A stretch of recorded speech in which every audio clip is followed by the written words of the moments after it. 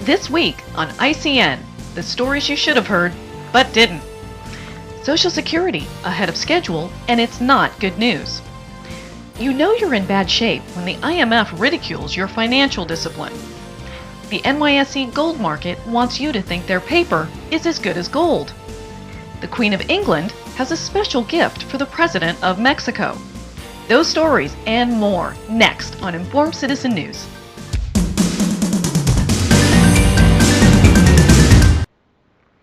Hello and welcome to ICN, Informed Citizen News, April 5th, 2009. Our first story even caught us by surprise. It's not a secret that Social Security was estimated to go cash flow negative in 2017. That will be the year more benefits were expected to be paid out than money collected in taxes. Well, we better check our calendars because Social Security went negative in February, 8 years ahead of projections. Of course, most of the country doesn't know about this because the national media didn't think it was important enough for you to hear about. Social Security has been running annual surpluses that range from $50 to $100 billion. Even the always optimistic Congressional Budget Office expects only a $3 billion surplus in 2010.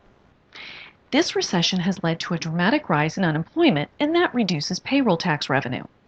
Plus, people losing their jobs tend to retire early or go on disability, so that causes payouts to rise as well.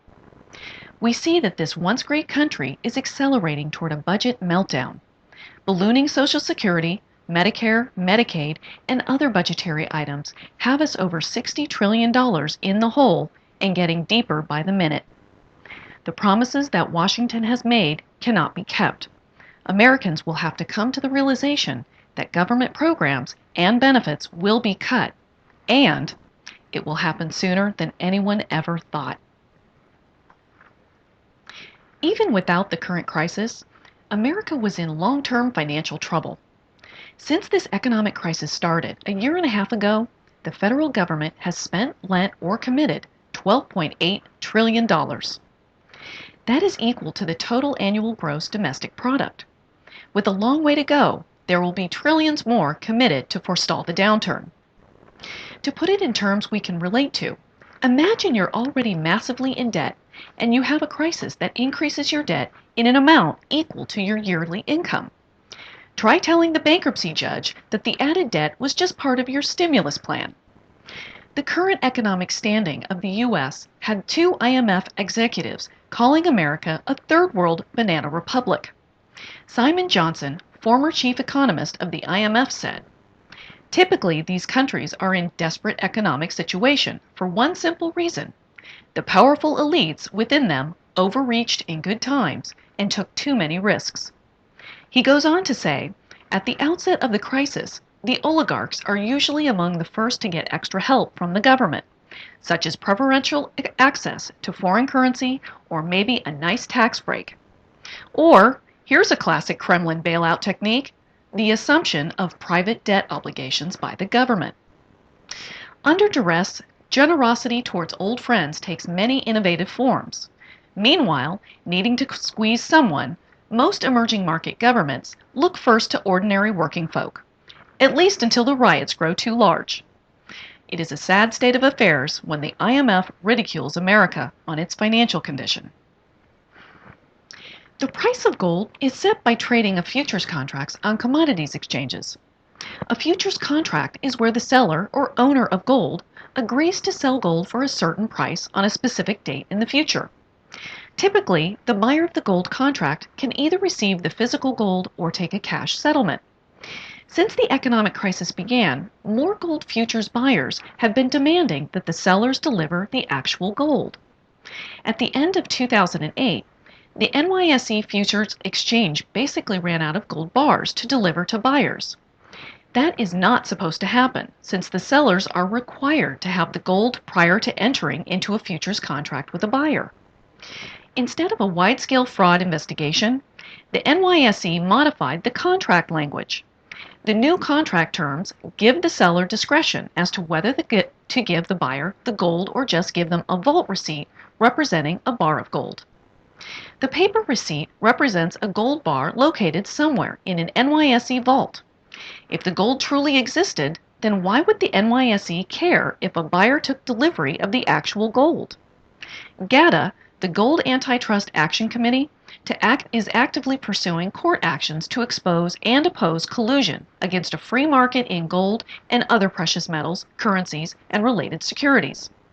If you're interested in learning more about corruption in the gold markets, then go to GATA.org. Just like the rest of our markets, fraud, manipulation, and big money run the show. The average American is just a chew toy for the big dogs on the street. With all the retail and corporate bankruptcies over the past 18 months, it would make sense that commercial real estate, office buildings, shopping centers, and strip malls would experience the same collapse as the residential housing market. Commercial real estate values have fallen 30% since their peak in 2007, and loan defaults are accelerating. We haven't heard much about the commercial loan collapse because the banks are choosing not to foreclose on borrowers. When property companies start missing loan payments, the banks have decided that forcing bankruptcy is not their best option.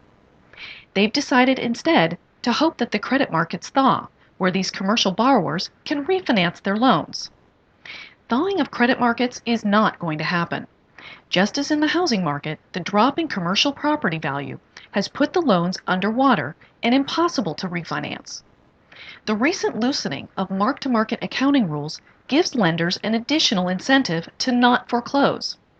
Banks are taking on a strategy of ignoring the problem in the hope that it will go away. A study just published in the Proceedings of the National Academy of Sciences reported cats developing severe neurological symptoms due to a degradation of myelin, the fatty insulator of nerve fibers called axons. This loss of myelin is found in several disorders of the central nervous system in humans, the best known being multiple sclerosis, also known as MS.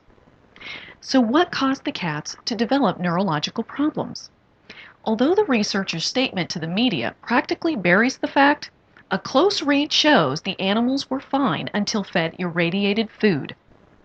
What's more, when they were taken off the irradiated diet, the animals' nervous systems began healing. Irradiation, which is approved by the FDA for many human as well as animal foods, involves exposing foods briefly to a radiant energy source such as gamma rays or electron beams in order to kill bacteria. Hormones, irradiation, and genetically modified food.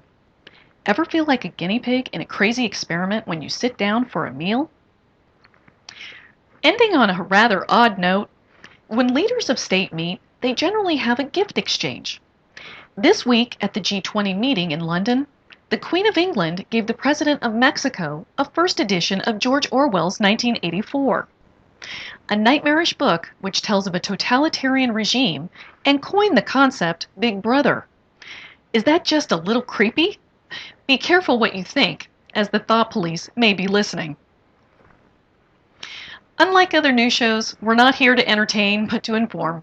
Thanks for watching Informed Citizen News. Take care and have a good week.